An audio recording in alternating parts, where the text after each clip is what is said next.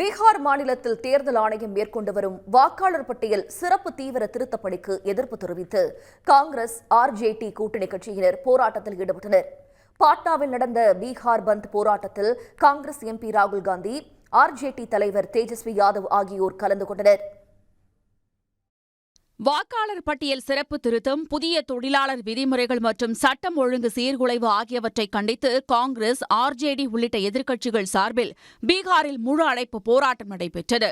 பாட்னாவில் நடைபெற்ற பிரம்மாண்ட போராட்டத்தில் நாடாளுமன்ற மக்களவை எதிர்க்கட்சித் தலைவரும் காங்கிரஸ் எம்பியுமான ராகுல் காந்தி, ராஷ்டிரிய ஜனதா தள தலைவரும் பீகார் எதிர்க்கட்சித் தலைவருமான தேஜஸ்வி யாதவ் மற்றும் கம்யூனிஸ்ட் கட்சி தலைவர்கள் கலந்து கொண்டனர். பாட்னா வருமான வரித்துறை அலுவலகத்திலிருந்து பேரணியாக சென்ற அவர்கள் மாநில தேர்தல் ஆணைய அலுவலகத்தை முற்றுகையிட்டு போராட்டம் நடத்தினர்.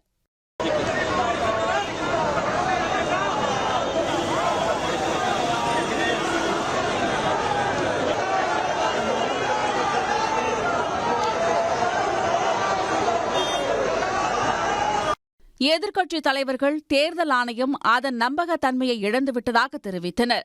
RSS மற்றும் பாஜகவின் குரலாக தேர்தல் ஆணையம் செயல்படுகிறது என்பதே அனைவரின் கருத்தாக உள்ளதாக ராகுல் காந்தி குற்றம் சாட்டினார். மகாராஷ்டிராவை தொடர்ந்து பீகாரிலும் வாக்குகளை களவாட முயற்சி நடப்பதாக ராகுல் கூறினார்.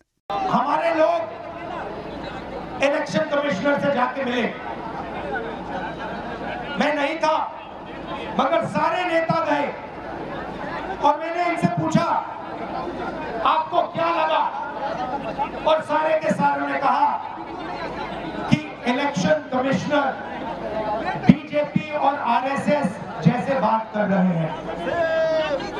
वो भूल गए हैं कि वो किसी राजनीतिक पार्टी के नहीं है, वो हिंदुस्तान के इलेक्शन कमिश्नर है और उनका काम इस संविधान की रक्षा करने का है.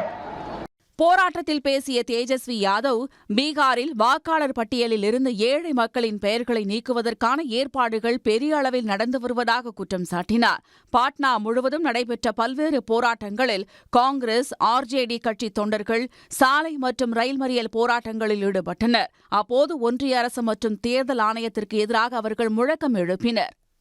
உடனுக்குடன் செய்திகளை தெரிந்து கொள்ள சன் நியூஸ் பெல் ஐகானை கிளிக் பண்ணுங்க.